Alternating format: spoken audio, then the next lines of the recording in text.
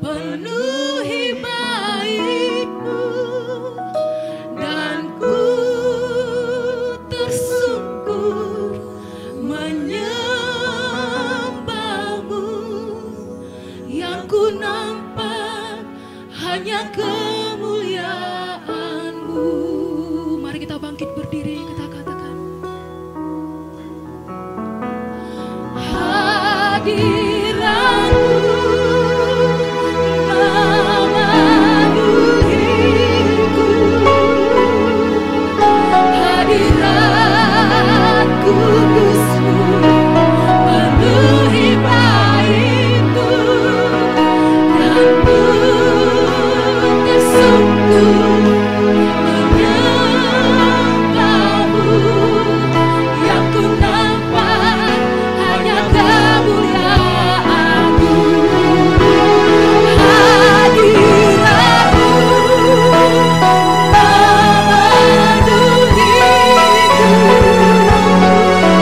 hadirat kudus-Mu penuhi baitku, dan ku tersungkur menyembahmu.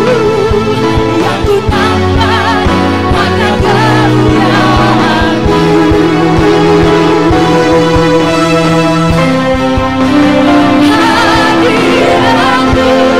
Hadirat-Mu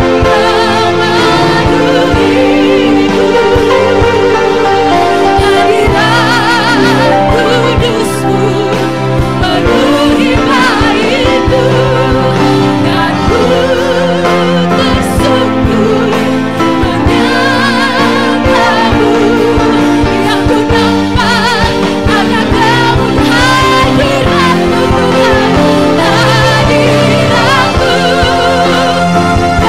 Tuhan.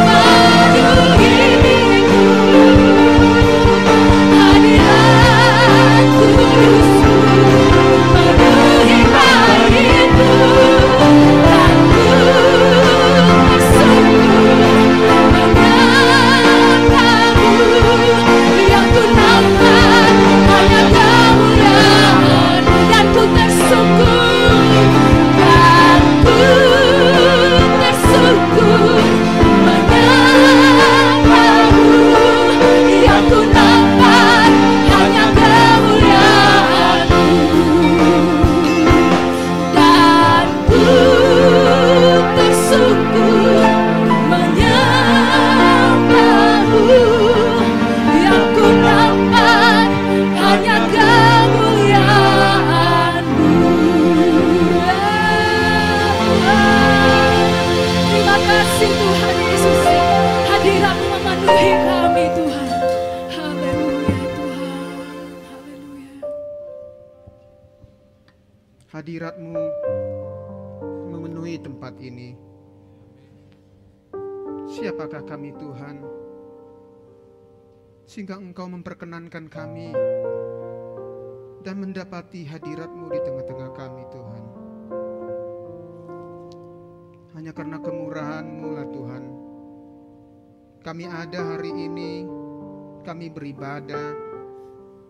Biarlah perkenanan Tuhan memenuhi umat-Mu, jemaat-Mu di tempat ini, sehingga kami memuji-Mu, menyembah-Mu.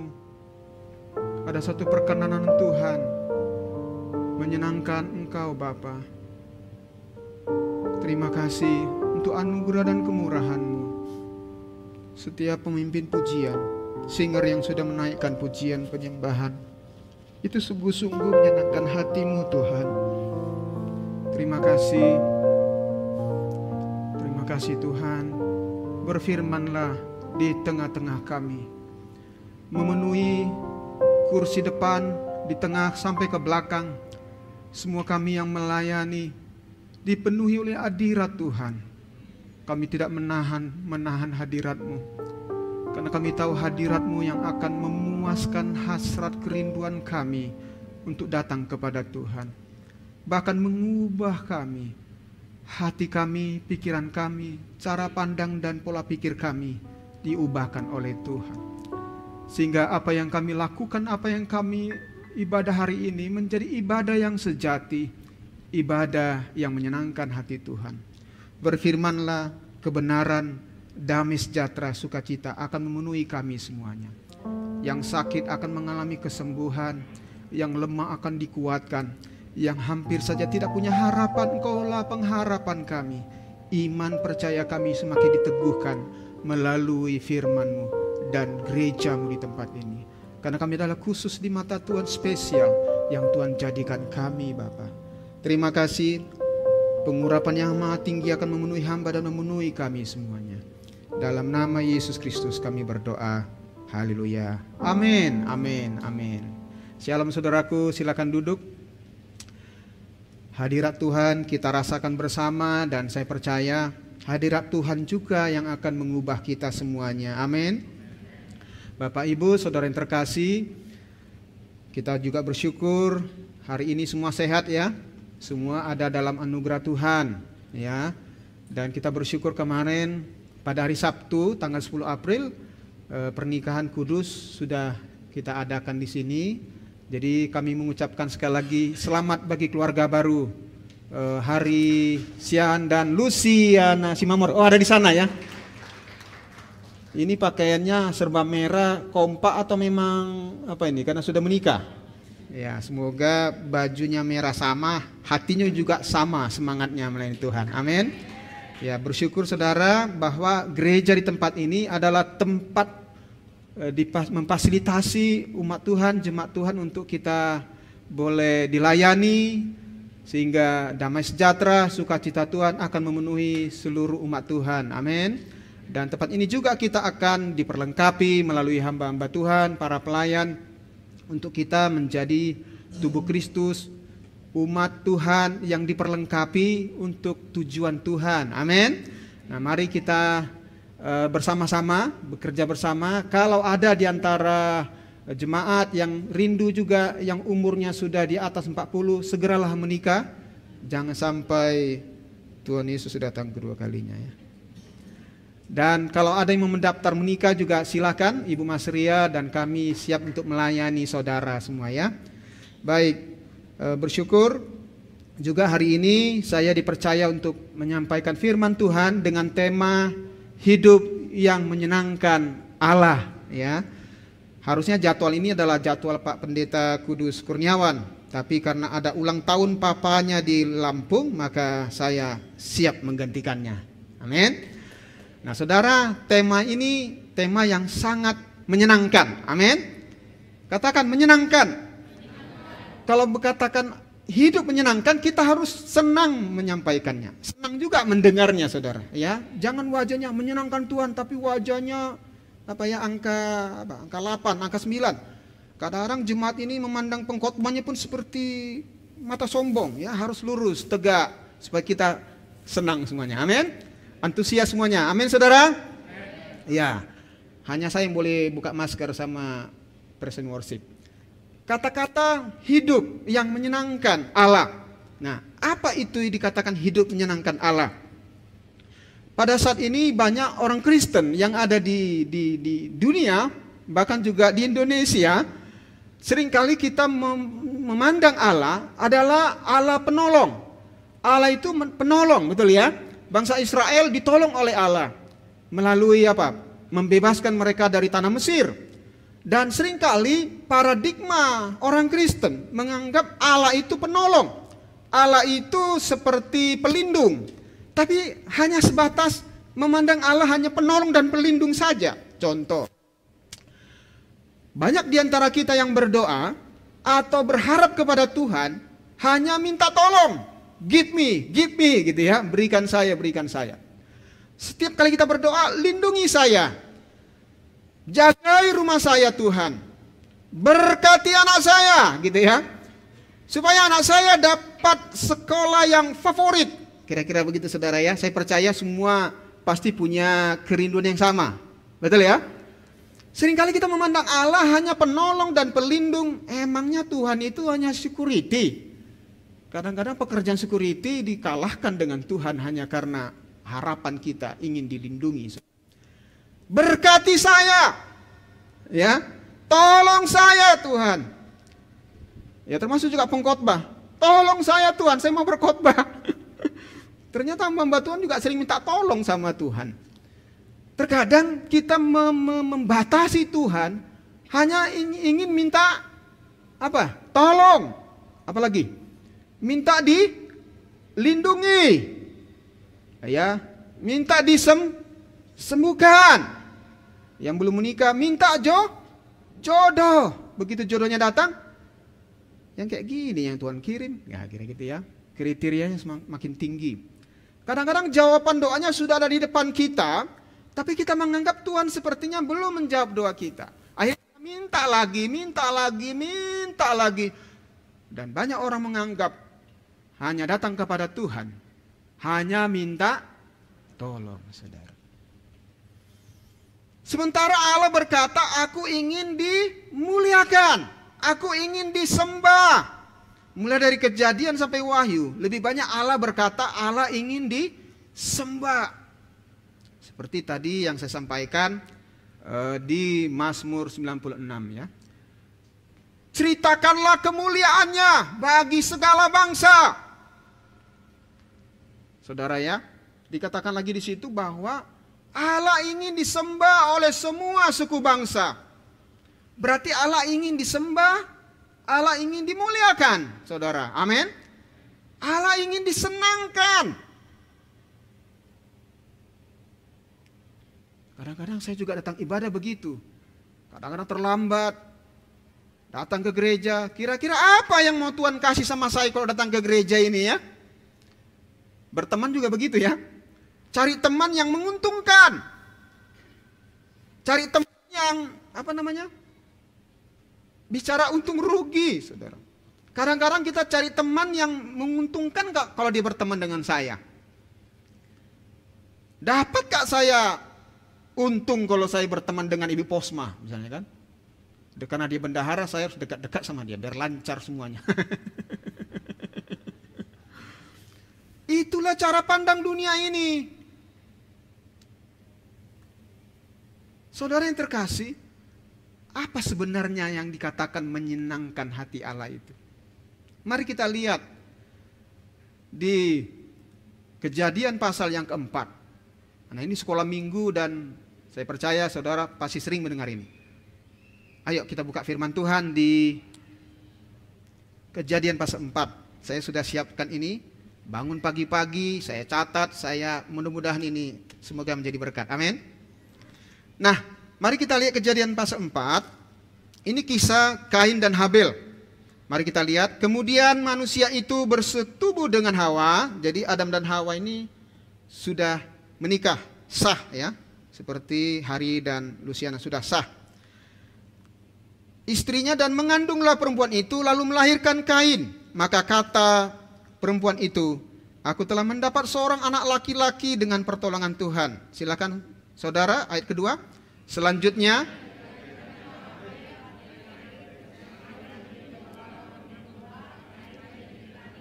setelah beberapa waktu lamanya, maka Kain mempersembahkan sebagian dari hasil tanah itu kepada Tuhan sebagai korban persembahan.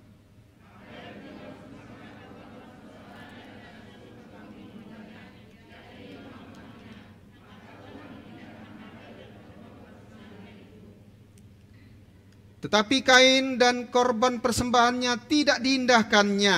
Lalu hati Kain menjadi panas dan mukanya muram.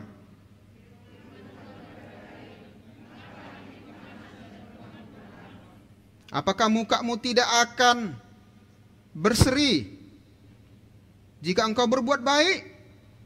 Tetapi jika engkau tidak berbuat baik, dosa sudah mengintip di depan pintu. Ia sangat menggoda engkau, tetapi engkau harus berkuasa atasnya.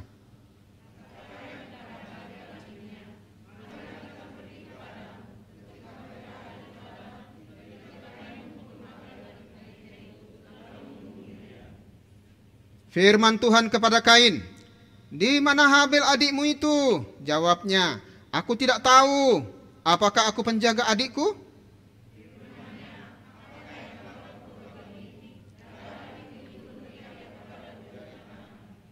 Maka sekarang terkutuklah engkau, terbuang jauh dari tanah yang mengangakan mulutnya untuk menerima darah adikmu itu dari tanganmu.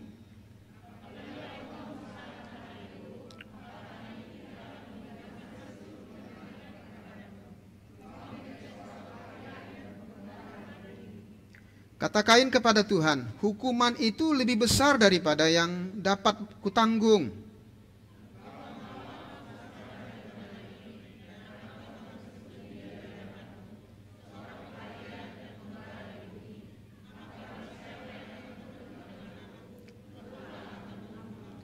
Firman Tuhan kepadanya, sekali-sekali tidak. Barang siapa yang membunuh Kain akan dibalaskan kepadanya 7 kali lipat. Kemudian Tuhan menaruh tanda pada Kain, supaya ia jangan dibunuh oleh barang siapapun yang bertemu dengan dia. Sama-sama. Lalu Kain pergi dari hadapan Tuhan, dan ia menetap di tanah Nod, di sebelah timur Eden. Puji Tuhan ya. Berbahagialah orang yang mendengarkan firman Tuhan dan melakukannya. Amin. Nah, saudara yang terkasih, ada 2 perbedaan ketika dalam kisah Kain dan Habel dalam memberikan persembahan. Apakah perbedaan itu dan manakah yang berkenan? Manakah persembahan yang diterima oleh Allah? Semua sudah tahu, jawabannya adalah Habel, bukan Kain. Betul ya? Sekolah minggu juga sudah sering kita dengar. Nah, saudara yang terkasih, setelah saya mempelajari dalam kitab Kejadian pasal 4 ini, saudara, ada satu perbedaan yang sangat mencolok supaya kita belajar dari kisah Kain dan Habel ini. Pertama, waktu dikatakan di ayat yang ketiga, setelah beberapa waktu lamanya, maka Kain mempersembahkan sebagian dari hasil tanah itu kepada Tuhan sebagai korban persembahan. Jadi Kain dan Habel pada waktu itu mereka sama-sama memberikan persembahan. Nah, pada zaman perjanjian lama, persembahan itu ada kurban ya, ada sesuatu namanya kurban, kurban bakaran gitu ya. Ya, ada korban penghapus dosa. Tapi dalam kisah ini, saudara, Kain dan Habel bersama-sama memberikan persembahan. Tapi waktu Kain memberikan persembahan, dia berikan sebagian daripada hasil pertaniannya. Jadi Kain waktu itu, setelah Adam dan Hawa mereka diusir dari Taman Eden, Tuhan tidak berbicara sama sekali kepada Adam dan Hawa. Lama sekali tidak mendengar suara Tuhan pada waktu itu, saudara. Tetapi akhirnya Tuhan menetapkan Kain menjadi seorang petani, betul ya. Habel menjadi seorang peternak. Jadi hasil tanaman daripada Kain adalah buah-buahan, mungkin ada padi gitu ya. Habel dia menghasilkan hasil ternak. Apa ternaknya, saudara? Yang pasti bukan B2 ya. Anak domba, kambing domba. Waktu dia memberikan buah-buahan, memberikan persembahan kepada Allah, dia memberikan hanya sebagian dari hasil panen daripada Kain, saudara. Betul ya? Kain mempersembahkan sebagian dari hasil tanah itu kepada Tuhan sebagai korban persembahan. Kalau dikatakan sebagian, mungkin 50% hasil pertanian daripada Kain diberikan kepada Tuhan. Amin. Tapi Habel, kalau kita lihat, saudara, dia adalah seorang peternak. Dia berikan, disampaikan di sini, firman Tuhan ayatnya ke mana ya? 4 ya. Habel juga mempersembahkan korban persembahan dari anak sulung kambing dombanya. Ya, ini lemak-lemaknya, maka Tuhan mengindahkan Habel dan korban persembahannya itu. Jadi saudara, Kain dan Habel mereka punya perbedaan di dalam mempersembahkan kepada Tuhan. Kalau tadi dikatakan Kain mempersembahkan sebagian dari hasil pertaniannya, maka Habel memberikan anak sulung. Kalau dikatakan sulung berarti itu anak pertama beranaknya dombanya, saudara, kambing dombanya. Berarti anak pertama itu yang terbaik, saudara. Kalau Kain berikan sebagian daripada hasil tanamannya, pertaniannya. Habel memberikan anak sulung.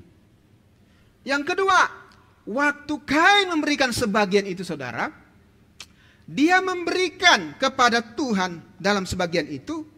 Saya coba catat di sini saudara. Buah-buahan, tanaman, dan dia berikan itu tidak segar mungkin ya. Karena apa saudara? Selain sebagian, buah itu kan saudara lamanya terbatas kesegarannya, betul ya? Dalam imajinasi saya melihat dan menggali ini, Kain memberikan sebagian daripada persembahannya kepada Allah, juga itu tidak buah-buah segar. Ya bahasa orang sekarang mungkin bonyok gitu ya. Ada buah pisang, buah apel, tapi perhatikan saudara, Habel memberikannya dengan lemak-lemaknya saudara ya. Saudara pernah enggak bakar sate atau bakar ikan ya, atau BPK saudara? Bayangkan lemak-lemak itu kalau dibakar membawa harum. Wah, ini jadi teringat BPK jadinya.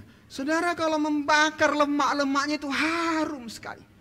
Mungkin bagi orang-orang yang akan berpuasa itu haram. Tapi bagi orang percaya Kristen yang suka B2, baunya harum. Katakan harum. Ya, saudara ya.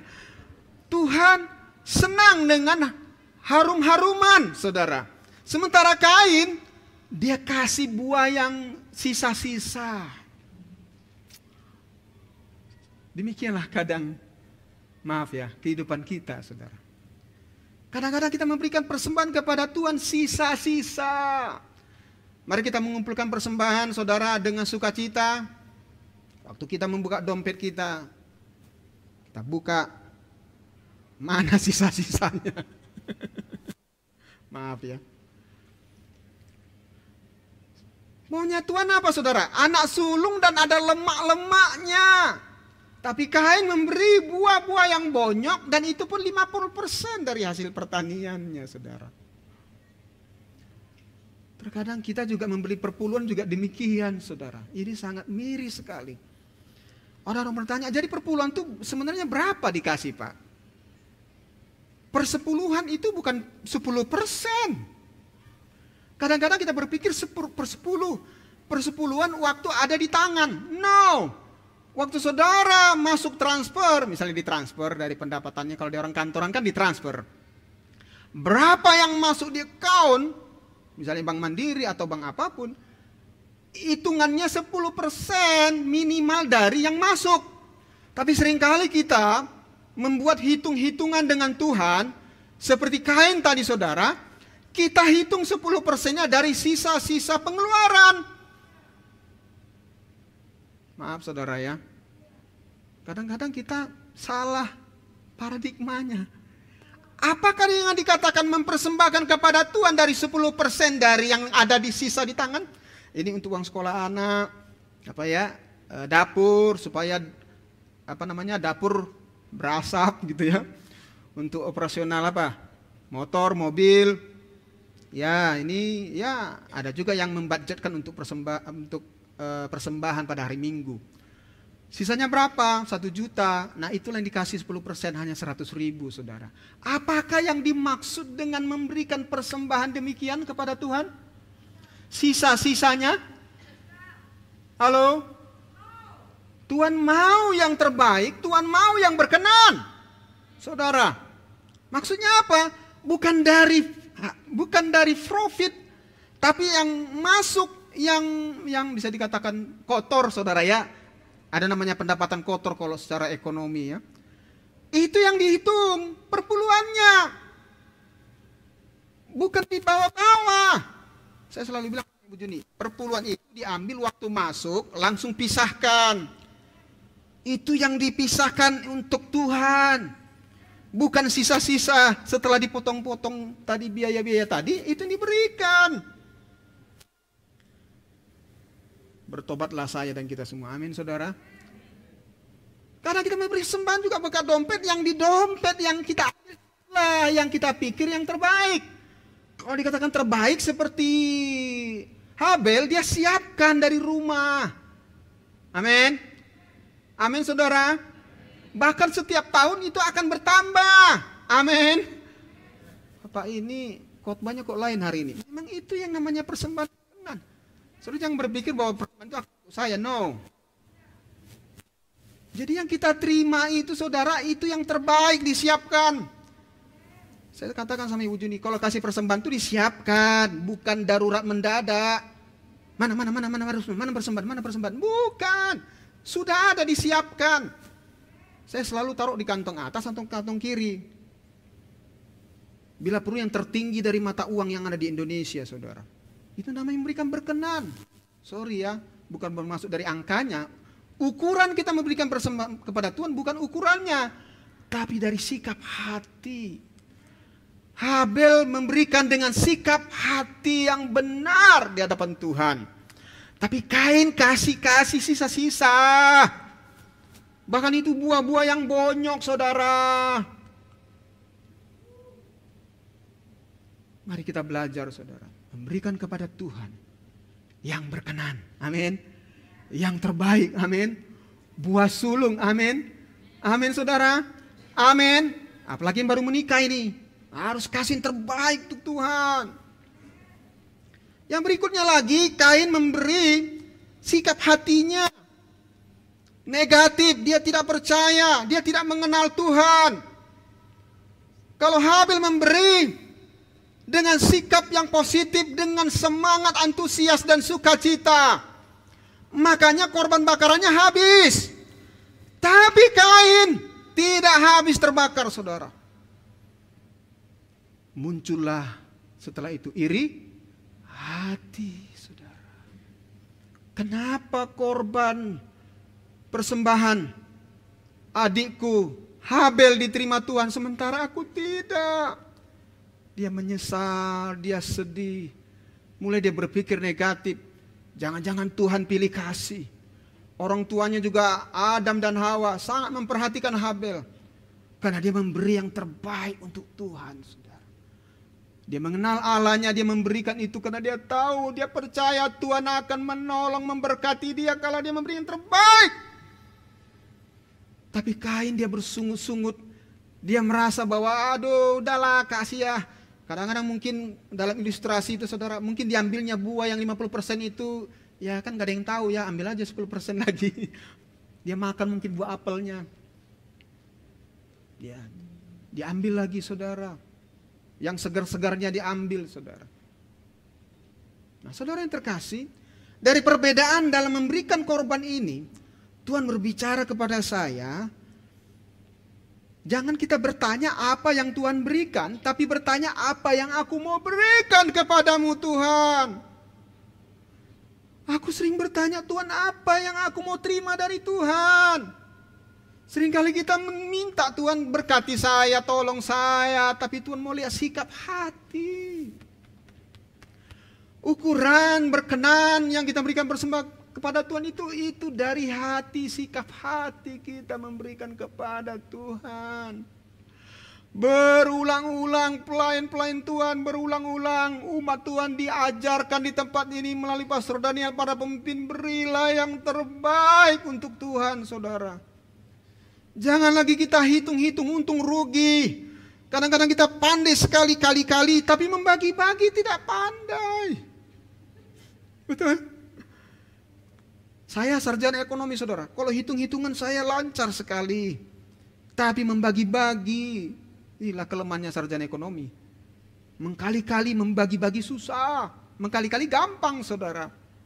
Tapi giliran membagi-bagi, gak cukup nanti. Jangan-jangan gak cukup. Betul gak? Dalam konsep memberikan persembahan kepada Tuhan, jangan pakai konsep ekonomi. Kalau kita bicara ekonomi itu nanti bisnis di luar. Tuhan berkati, amin. Hitung-hitunglah. Berikan kepada Tuhan yang terbaik, saudara. Amin. Itulah namanya ibadah yang sejati yang Tuhan mau, saudara. Sikap hati memberi korban persembahan. Semoga khotbah saya tidak membosankan ya. Tapi membuat saya bertobat. Saudara yang terkasih, dikatakan di sini, Kain tidak mau mendengar. Saya yakin percaya Adam dan Hawa udah bertobat waktu itu ya. Cukuplah Kain, kau berilah yang terbaik sama Tuhan. Sudah kau lihat sekarang papa mama kan udah diusir Taman Eden. Tuhan tidak pernah berbicara, Tuhan tidak pernah kelihatan lagi berbicara kepada kami.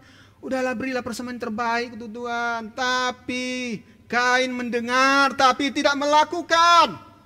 Berulang-ulang firman Tuhan didengar, diperdengarkan di tempat ini. Mari kita memberi persembahan yang terbaik kepada Tuhan. Tapi Kain tidak mau mendengarkan. Tapi Habel dia mendengar dan melakukannya, saudara. Itu membuat korban daripada Habel hangus terbakar, saudara. Amin. Dia mau mendengar dan dia mau melakukannya dengan tulus hati, dengan taat dan setia, saudara. Bagaimana dengan perjanjian baru? Itu kan perjanjian lama. Kalau kita baca Imamat, ada korban penghapus dosa, ada korban bakaran, ada korban apa lagi, saudara? Sajian, ya. Banyak korban-korban diberikan. Sebelum memasuki perjanjian baru, saudara, Abraham salah satu orang yang taat. Dia mau menyenangkan hati Bapa. Waktu itu, saudara, bertahun-tahun, berpuluh tahun, akhirnya Ishak lahir dan Tuhan meminta Ishak untuk dipersembahkan kepada Tuhan. Apa yang terjadi, saudara? Abraham dia taat. Dia membawa Ishak untuk dipersembahkan kepada Tuhan. Tuhan mau menguji hati daripada Abraham, saudara. Tapi dia taat. Dia tahu. Walaupun kadang-kadang dia nggak tahu apa yang harus terjadi. Tapi dia mau hanya taat saja, saudara. Karena ketaatan itu yang membawa perubahan, saudara. Amin. Ketika dia taat, Tuhan berubah, saudara, hatinya. Dia gantikan Ishak menjadi kambing domba, saudara. Dan sejak saat itu sudah dinubuatkan akan ada korban sejati itu, saudara. Yesus Kristus, anak manusia, anak domba, akan mati supaya kita hidup. Beri kemuliaan bagi Tuhan, saudara. Kematiannya supaya membuat kita hidup. Karena tidak ada satupun yang layak, korban yang layak diberikan kepada Allah. Hanya Yesus Kristus, saudara. Hanya Dia. Tidak ada yang lain. Pada masa itu tidak ada yang lain. Hanya Yesus. Katakan hanya Yesus. Dialah yang layak menjadi korban sejati. Ketika Dia mati kita hidup. Ketika Dia bangkit kita mendapatkan kemenangan demi kemenangan, saudara. Menang atas maut. Menang atas dosa. Menang atas iblis, saudara. Itulah menjadi korban yang sejati diberikan Yesus. Dia menjadi teladan dalam hidup kita, saudara. Sekarang bagaimana ketika Yesus sudah tidak ada lagi? Mari kita lihat di Roma pasal 12. Sesungguhnya korban seperti apa yang Tuhan mau? Dia berkata, saudara, di Roma pasal 12 ayat pertama. Apa sebenarnya korban persembahan yang benar? Ayat pertama, saudara, karena itu, saudara-saudara, demi kemurahan Allah, kata Paulus, aku menasihatkan kamu supaya kamu mempersembahkan tubuhmu sebagai persembahan yang hidup. Amin. Yang kudus. Amin. Dan yang berkenan kepada Allah. Itu adalah ibadahmu yang sejati. Waktu kita mempersembahkan hidup, waktu kita mempersembahkan tubuh kita, Paulus berkata itulah persembahan yang hidup. Waktu kita menyerahkan hidup kita sepenuhnya kepada Tuhan. I surrender. Aku menyerahkan hatiku. Aku menyerahkan pikiranku. Itulah korban yang hidup. Itulah korban yang kudus. Itulah korban yang berkenan di hadapan Allah. Bukan banyaknya uangmu, bukan banyaknya hartamu kau berikan kepada Tuhan, tapi Dia mau hidupmu, saudara. Waktu kita datang beribadah kepada Tuhan, itu adalah bagian daripada kita memberikan hidup kita kepada Tuhan. Itulah namanya dedikasi, saudara. Kita beribadah kepada Tuhan sebagai tanda kita mau berdedikasi kepada Tuhan. Ini hidupku Tuhan, ini hati dan pikiranku. Rasul Paulus mengajarkan dan menasihatkan karena kemurahan Tuhanlah kita ada, saudara. Yang hidup, yang kudus, dan yang berkenan, saudara. Itulah yang menyenangkan Allah. Dan teladan Yesus sudah cukup, amin. Dia sudah memberikan hidupnya, amin. Dia sudah mati di kayu salib, amin, amin. Dikatakan di Filipi 2 ayat 9. Itulah sebabnya Allah meninggikan dia. Itulah sebabnya Allah disenangkan oleh Yesus, karena dia tahu apa yang harus dia lakukan, saudara. Waktu saya dan kita semua mempersembahkan tubuh kita, mempersembahkan hidup kita kepada Tuhan. Mari kita lihat ayat kedua, saudara. Janganlah kamu menjadi serupa dengan dunia ini, tetapi berubahlah oleh pembaruan budimu, sehingga kamu dapat membedakan manakah kehendak Allah, apa yang baik, apa yang berkenan kepada Allah, dan yang sempurna. Saya tegas hari ini mengatakan, saudara, waktu kita mempersembahkan tubuh kita, waktu kita mempersembahkan hidup kita, kita akan tahu apa yang menjadi kehendak Allah. Amin. Apa yang baik. Kenapa Kain melakukan itu? Dia tidak mengerti. Karena dia tidak memahami kebenaran sesungguhnya, saudara. Hari-hari ini mari kita mengalami perubahan. Amin. Orang yang mengalami perubahan, orang yang mempersembahkan tubuhnya kepada Tuhan, mempersembahkan hidup kepada Tuhan, dia tahu apa yang terbaik di Tuhan. Amin. Dia tahu apa yang berkenan di hadapan Tuhan. Amin. Dia tahu mana persembahan yang terbaik bagi Tuhan. Minum dulu, saudara. Terlalu bersemangat ya.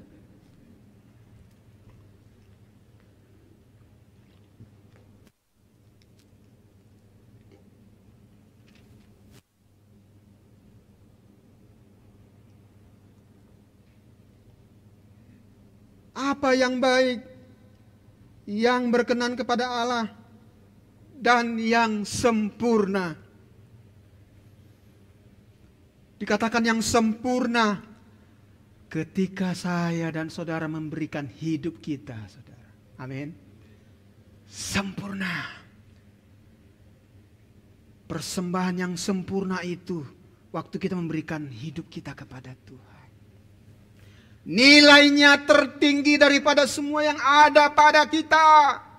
Makanya Yesus memberikan hidupnya, memberikan tubuhnya, karena dia tahu apa yang berkenan dan terbaik bagi Bapa. Itu sebabnya dia ditinggikan oleh Bapa, saudara. Bukan kata-kata, bukan hanya sikap kita yang hanya datang sembrono kepada Tuhan, tidak menghormati Tuhan. Kita datang beribadah kepada Tuhan, tidak menghormati Dia. Tapi saya mau belajar, saya mau datang kepada Tuhan dengan apa yang ada pada saya. Saudara masih ingat kisah janda miskin, saudara? Dia memberi hanya dua peser saja, saudara. Yesus melihat mana kotak persembahannya. Dia lihat. Janda itu memberi hanya 2 peser saja, saudara. Mungkin pada saat itu banyak orang-orang yang punya uang, punya usaha, punya bisnis, punya kekayaan, dia kasih juga persembahan. Banyak mungkin. Tapi apa bedanya, saudara? Janda ini memberi 2 peser. Itulah yang dia punya, saudara. Amin. Ukurannya sikap hati memberi, saudara. Dia beri semuanya, saudara. 2 peser itu semuanya, saudara. Mungkin saya punya aset rumah, mobil, motor. Jangan lupa, kadang-kadang kita beri sesuatu yang dari apa adanya. Tuhan mau semua yang ada padamu. Amin. Itulah yang berkenan di hadapan Tuhan. Sikap hati yang benar. Itulah persembahan yang benar.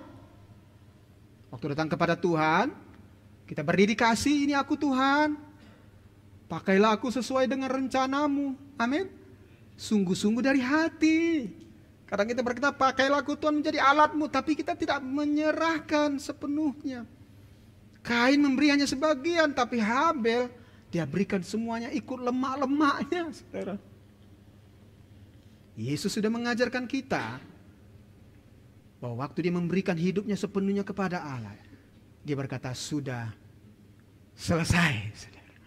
Yesus sudah selesai. Tapi kita belum selesai, saudara. Kita masih ada di dunia ini. Tantangan, pergumulan. Tuhan mau hidup kita. Waktu kita mempersembahkan hidup kita kepada Tuhan. Ini bukan bicara tentang full timer, saudara ya. Kadang-kadang orang bilang, wah, full timer itulah yang berkenan dan sempurna. No, bukan itu maksudnya. Apapun profesi kita, apapun pekerjaan, usaha bisnis kita, kalau kita memberikan hidup kita sepenuhnya kepada Tuhan, maka Dia akan memberitahu apa yang baik. Amin. Apa yang berkenan. Amin. Waktu kita di lapangan, kita bekerja melayani orang, berjualan, kita tahu apa yang terbaik. Beberapa minggu ini, saudara, saya sedikit kesaksian. Kami sedang membangun pondasi rumah. Ya, saya berdoa, Tuhan, kami ingin membangun pondasi rumah. Saya malu berdoa sama Tuhan. Tahu kenapa malu? Saya nggak mau meminta-minta kepada Tuhan, tolong Tuhan berkati saya mengalami perubahan. Waktu saya menyerahkan hidup saya kepada Tuhan, saya dan Ibu Juni kami serahkan hidup kami kepada Tuhan sepenuhnya. Tuhan akan ambil bagian di dalamnya ketika kita menyerahkan itu, saudara. Dan Tuhan tahu apa yang kita perlukan. Waktu kami bangun, saudara, namanya pondasi kan itu dia banyak menggali. Tahu menggali? Gali. Dia temukan air, dia temukan lumpur, dia temukan tanah liat. Makin susah mereka menggali. Saya lihat udah basah. Kadang-kadang bajunya mereka peras-peras. Ini tukang-tukang, saudara. Saya lihat, Tuhan, muncul belas kasihan saya. Kasihan sekali mereka bekerja keras.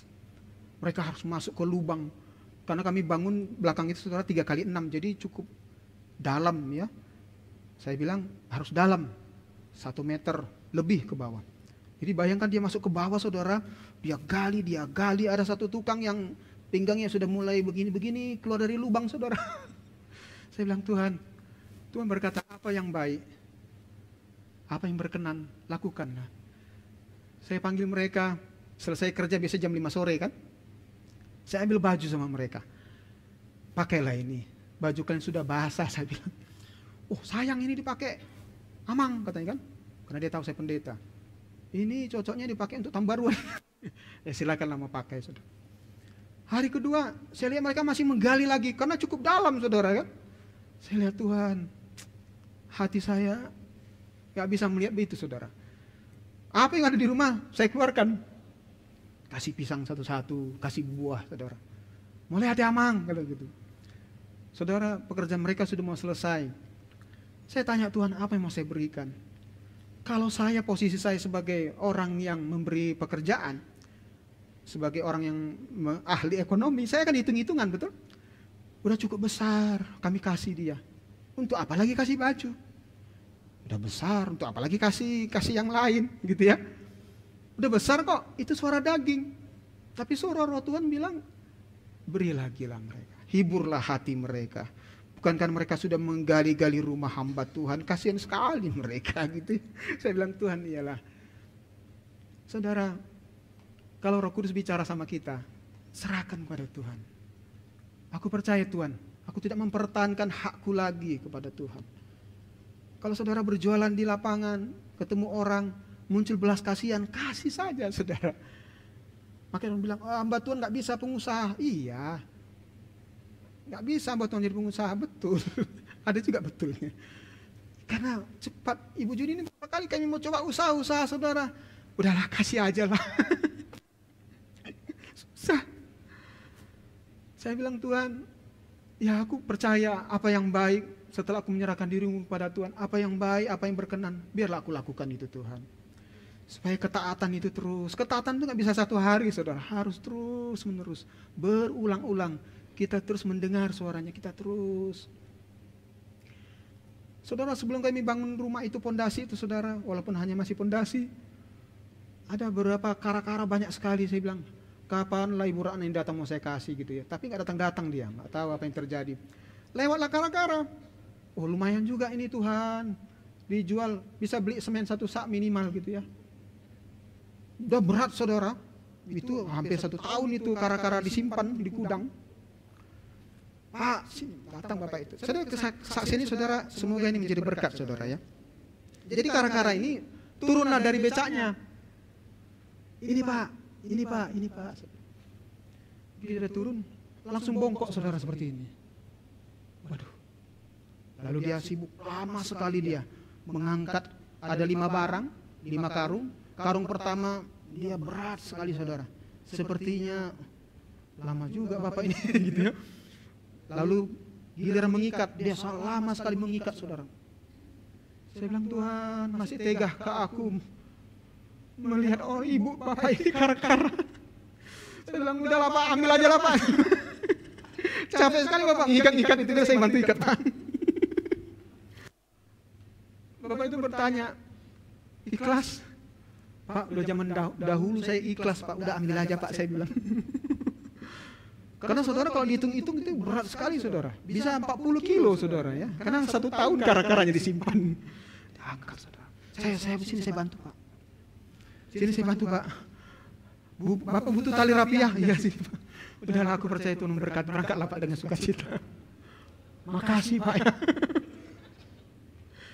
Saudara, kalau orang yang tahu apa yang baik dan berkenan, pastikan hati kita ini saudara untuk taat kepada Dia. Amin. Amin saudara. Kami percaya Tuhan pasti akan berkati saudara. Karena bagian kita adalah taat kepada Tuhan. Sama seperti Abraham, Daud ya, saudara dipakai Tuhan. Ada satu Saul yang tidak taat saudara ya. Waktu Saul dia berperang, dia lupa bahwa ada namanya Nabi Samuel yang harus melakukan sebagai nabi dan imam untuk menyembelih korban saudara. Lama sekali Samuel gak datang-datang. Datanglah Saul berinisiatif. Udahlah kita pasti akan bisa berperang. Kita pasti menang. Biarlah kita sembelih sendiri. Akhirnya Saul disembelihnya sendiri saudara. Apa yang terjadi? Semenjak itu dia ditolak menjadi raja saudara. Orang yang sudah ditolak oleh Tuhan, dia akan kehilangan hadirat Tuhan saudara. Yang datang apa? Roh jahat. Kalau tidak ada roh Tuhan di dalam kita, maka akan ada roh jahat saudara. Jadi Saul dihinggapi roh jahat saudara. Akhirnya dipanggilnya lah siapa namanya? Daud untuk main kecapi saudara. Karena Daud diurapi Tuhan waktu itu saudara. Dia mengusir roh-roh setan saudara. Kalau kita hidup di dalam Tuhan dan berkenan, maka roh Tuhan akan menyertai kita saudara. Amin. Amin saudara. Kalau tidak dipenuhi roh hadirat Tuhan, engkau dipenuhi roh jahat. Berperang berapa kali Saul kalah saudara. Betul ya? Berapa kali dia berperang kalah. Akhirnya putus asa, bahkan dia sampai membunuh imam-imam pada saat itu saudara. Ada puluhan ribu orang nggak salah. Banyak juga yang dia bunuh saudara. Waktu saya membaca itu Tuhan, wow, sadis sekali kalau kita tidak hidup di dalam Tuhan. Betul? Kita menjadi orang yang sadis, orang yang tidak berperi kemanusiaan. Tuhan berkata betapa teganya engkau membiarkan Bapak itu membungkuk-bungkuk, mengikat-ikat talinya, lalu kau berharap dapat 50.000, 100.000. Tuhan bilang, lebih daripada itu aku akan berikan bagimu. Amin saudara. Itulah yang menyenangkan hati Tuhan. Taat saudara. Seperti Yesus taat kepada Bapaknya saudara. Tidak lagi hitung-hitungan saudara. Hitung-hitungan. Berapa nih? Aku dapat apa nanti? Tidak. Nggak ada lagi waktu untuk hitung-hitungan saudara. Kalau Tuhan sudah menjamah hatiku, menjamah hati saudara, berikan saja kepada Tuhan. Saya bilang Tuhan, ini mobil kami saudara. Walaupun ya merek-merek orang saudara, mungkin harga murah. Setiap hari saya gosok-gosok mobil saya itu saudara. Tapi tetangga bilang, Pak mobil Bapak paling mengkilat lah di perumahan ini katanya. Saya mau menghargai apa yang Tuhan berikan Pak Ustadz, makanya saya gosok-gosok terus. Juga ya, menginspirasi dia juga gitu ya. Karena apa yang diberikan oleh Tuhan kita harus hargai, hormati saudara. Saya bilang apa yang berkenan itu saudara, apa yang baik. Kalau orang yang sudah menyerahkan tubuhnya hidup pada Tuhan, dia tahu apa yang terbaik yang harus dilakukannya saudara. Amin saudara. Semoga ini mengubah hati kita saudara ya. Mari pulang dari sini kita mulai menjadi jemaat yang diubahkan. Jemaat yang sudah diubahkan itu pasti ada aliran-aliran air yang hidup saudara ya. Nggak ada lagi hitung-hitungan seperti orang menghitung-hitung ya. Saya bilang, tukang bilang, Pak, Bapak menghitungnya detail sekali. Kalau kita membuat suatu rumah yang kokoh, kita harus punya pondasi yang kuat, saudara. Amin. Sehingga kita siap diberkati Tuhan. Ya. Waktu saudara saya bilang kita buat bertingkat saja belakangnya saja. Ya. Kenapa? Belakang rumah kami itu ada sungai. Kalau banjir, kita pikirkan apa yang terjadi. Masyarakat kebingungan, tidak tahu lari kemana, bisa singgah ke loteng, saudara ya. Kasihan mereka, masa kita selamat mereka tenggelam, kan begitu saudara. Nah saudara terkasih, waktu kita tahu apa yang baik kepada apa yang kita lakukan, maka Tuhan akan memberkatimu saudara. Jadi doa kita berubah. Tuhan, aku memberikan kepada apa yang mau kuberikan kepada Engkau Tuhan, apa yang Kau mau aku berikan. Bagian Tuhan nanti akan memberkati. Ada bonus-bonus akan disiapkan. Amin saudara. Bisnismu akan berhasil, jual kopimu akan terkenal sampai ke ujung-ujung bumi. Amin saudara. Apapun yang kita lakukan saudara akan diberkati oleh Tuhan. Amin. Beri kemuliaan bagi Dia saudara. Apa yang berkenan, apa yang baik kita berikan kepada Tuhan. Bagian Tuhan lah yang akan memberkati kita. Bagian Tuhan akan menolong kami saudara. Sampai rumah kami akan berdiri tegak saudara ya. Dan orang lihat, wow ya. Kita melakukannya karena iman saudara ya. Iman, bukan percaya diri. Beda iman dengan percaya diri. Kalau percaya diri dia mengandalkan di dirinya. Tapi kita percaya kepada Tuhan, bahwa ketika aku menyenangkan hati Tuhan, maka aku percaya Tuhan akan melindungi dan memberkatiku. Ada amin? Amin saudara. Itu namanya percaya Tuhan. Berubah saudara ya. Berubahlah oleh pembaruan budimu. Amin. Apa yang baik, berkenan di hadapan Tuhan, itulah ibadahmu yang sejati, yang sempurna. Saudara. Tadi kita nyanyikan lagu ini saudara.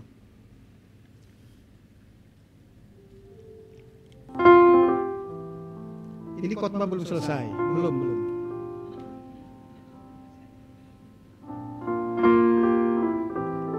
Khotbah belum selesai, mari kita tetap datang kepada Tuhan. Menyenangkanmu, senangkan, hanya itu kerinduan.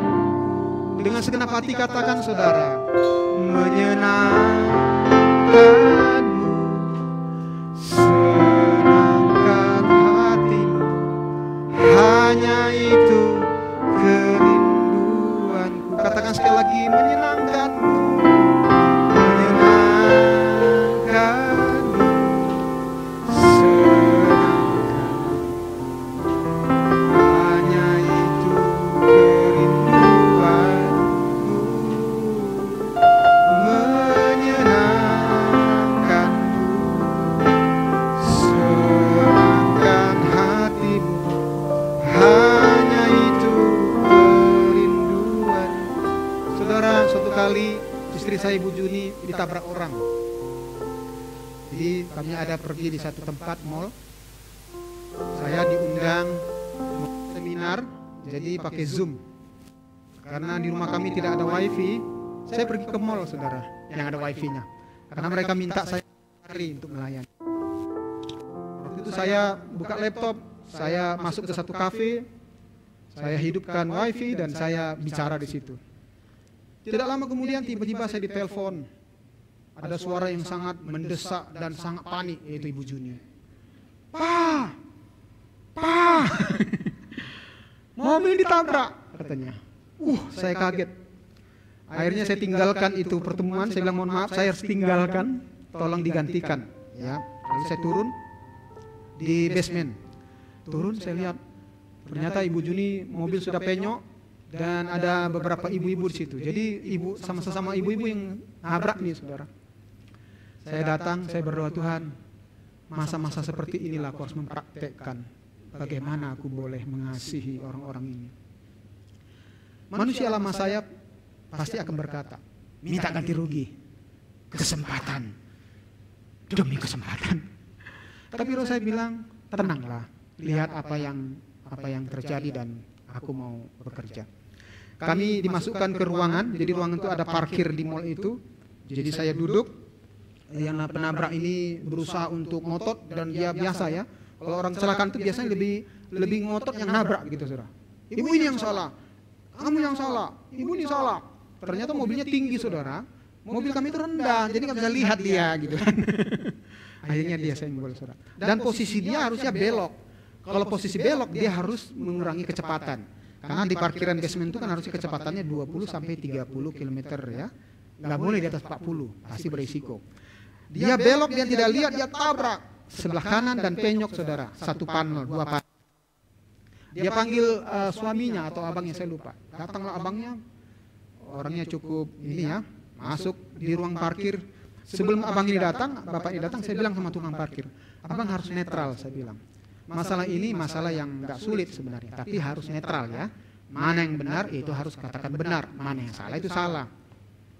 Jadi waktu itu saudara datanglah abangnya, dia pakai apa namanya kekuatannya. Masuk dari ruangan parkir dia sudah telepon sana, telepon sini. Saya bilang, Tuhan, saya diam saja. Tidak ada lagi muka andalkan Tuhan di muka bumi ini. Dia telepon sana, telepon sini. Banyak yang diandalkan, saudara. Saya bilang, saya mengandalkan Kau Tuhan, kami diam saja. Saya bilang, Ibu Juni, nggak usah bicara, diam saja. Yang namanya menabrak pasti bertanggung jawab kan gitu. Itu aja iman kami kan.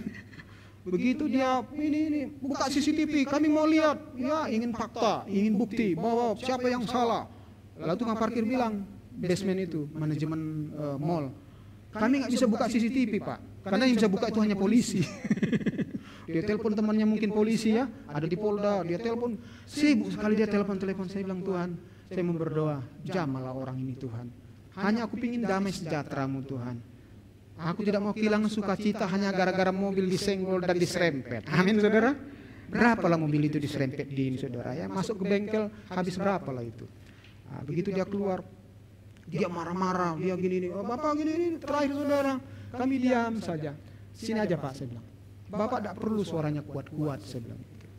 Karena kalau suara Bapak kuat-kuat, saya pun lebih bisa kuat daripada Bapak. Tapi selesaikan aja, bawalah ini. Baiklah Pak.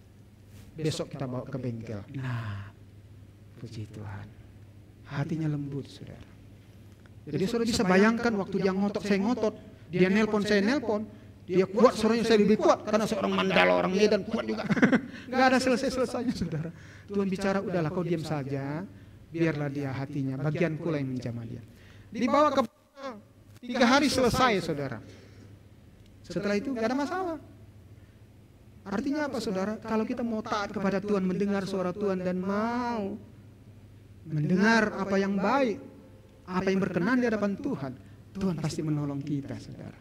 Sesulit apapun masalah kita, sesukar apapun yang kita hadapi, baik di jalan raya, dimanapun kita berada, kalau kita bersandar hanya kepada Tuhan, Dia Allah yang maha dahsyat, saudara, akan turun menolong kita, saudara. Amin, saudara. Saya bilang, udah kita pulang sajalah. Besok saya akan bertemu dia, kami ada janjian jam 11 masuk bengkel, selesai itu. Terima kasih Bang. Yuk, dalam hati saya harusnya terima kasih siapa, yang minta maaf siapa, minta maaf lah ya, sudahlah. Siapa yang pun minta maaf, dialah yang lebih lembut hatinya. Menyenangkanmu. Mari kita datang kepada Tuhan, saudara. Khotbah saya hari ini singkat, saya ingin kita semuanya yang berkenan, yang apa yang baik ketika kita menyerahkan diri kita kepada Tuhan. Apa yang kamu berikan kepada Tuhan? Aku ingin menyenangkan hatimu Tuhan, tidak ada yang lain. Saya percaya saudara mendengar firman ini, saudara akan mengalami perubahan paradigma, perubahan budi pengerti, saudara.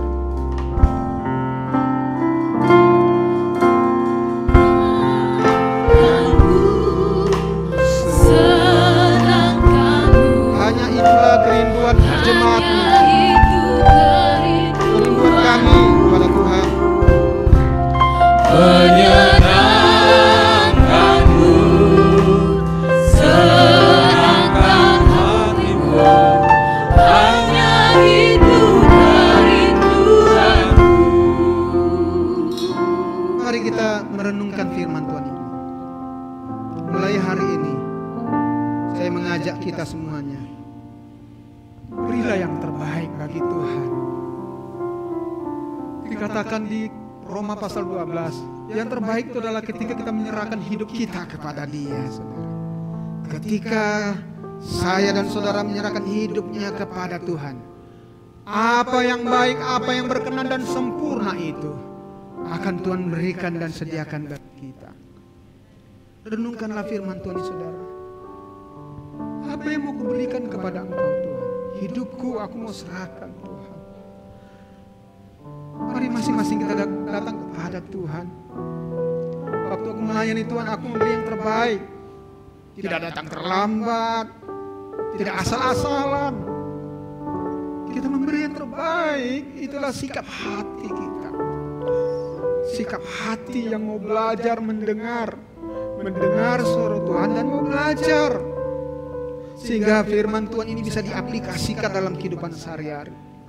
Kalau engkau dijamah Tuhan, punya karunia, punya sesuatu yang Tuhan mau gerakkan, lakukan, jangan ditahan-tahan, saudara. Firman Tuhan mengatakan, ceritakanlah kemuliaannya di antara segala bangsa. Kalau kau ingin menyampaikan kabar baik, sampaikanlah, ini waktunya Tuhan. Ada tetanggamu yang butuh pertolongan, tolong mereka. Kadang-kadang kita berpikir, mereka kami aja perlu ditolong, gimana kami mau menolong mereka Tuhan. Percaya saja, ada bagian Tuhan akan menolong engkau. Amin. Kadang-kadang kita hitung-hitungan, apa yang mau aku berikan. Kadang-kadang kita berkata, Tuhan aku mau beri, kau beri aku berkat. Kita sendiri kadang-kadang tidak mau memberi. Kalau kita diberi Tuhan, kita harus mengembalikannya, yaitu persembahan tubuhmu, hidupmu, pikiranmu kepada Tuhan. Itulah namanya hidup yang menyenangkan Tuhan. Amin. Apapun profesi kita, apapun bagian kita, Dia Bapa yang baik. Dia tahu apa yang diperlukan anak-anaknya. Waktu Yesus menceritakan tentang seorang bapa menyuruh anak-anaknya, pergilah ke pasar, undang orang untuk perkawinan. Anak pertama bilang, ya Bapak, aku mau pergi. Tapi dia tidak pergi, dia tidak lakukan. Anak kedua berkata, ya Bapak, aku pergi, tapi dia pergi ke tempat yang lain. Dia tidak taat dan tidak melakukan. Anak ketiga disuruh, pergilah anakku, undanglah orang-orang di pasar, di pinggir jalan, di jalan yang ada di sana, undang mereka, ajak ke rumah untuk pesta. Anak ini berkata, ya Bapak, dan dia melakukannya, saudara. Tuhan mau kita berkata, ya Bapak, aku melakukannya. Mana yang berkenan, saudara? Yang ketiga, kita berkata ya dan melakukannya. Amin. Mari kita merenungkan firman Tuhan, saudara. Merenungkannya bahwa hari-hari ini Tuhan mau hidupmu, Tuhan mau hidup saya. Ketika Maria dan Marta melayani Yesus, Marta sibuk dengan kegiatan-kegiatannya. Dia sibuk mempersiapkan masakan, dia sibuk bekerja di sana sini. Tapi Maria tahu apa yang dilakukannya, apa yang baik. Dia datang bersujud di hadapan Yesus. Dia mendengar suara Yesus. Mari saudara yang terkasih, berikan waktumu kepada Tuhan setiap hari. Bacalah firman-Nya, berdoalah, datang bersujud di hadapan Tuhan, dengar suaranya. Semakin kita mendengar suara Tuhan, kita semakin mengenal Dia. Maka kita akan tahu apa yang berkenan, apa yang baik yang mau Tuhan lakukan bagi kita. Tuhan tidak suka dengan kegiatan kita, tapi Dia mau ada pertobatan dalam hidup kita, saudara. Amin. Dia mau kita mengalami perubahan, itu yang dirindukan Yesus. Ketika kematiannya di kayu salib, Dia mengasih contoh teladan mati di kayu salib supaya kalian hidup.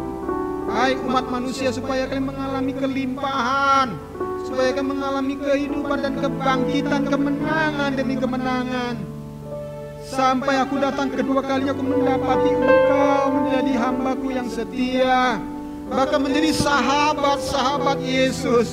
Karena kita adalah mempelai wanita, Kristus adalah kepala, Dia adalah mempelai laki-laki. Dia akan menjemput kita, saudara. Dia mau mendapati kita seperti Maria, mau mendengar dengaran kata Tuhan, mau mendengar Dia, sehingga kita berkenan di hadapan Tuhan. Bukan apa yang kita lakukan, apa yang kita kerjakan. Dari sikap hati kita kepada Tuhan yang membuat kita berkenan.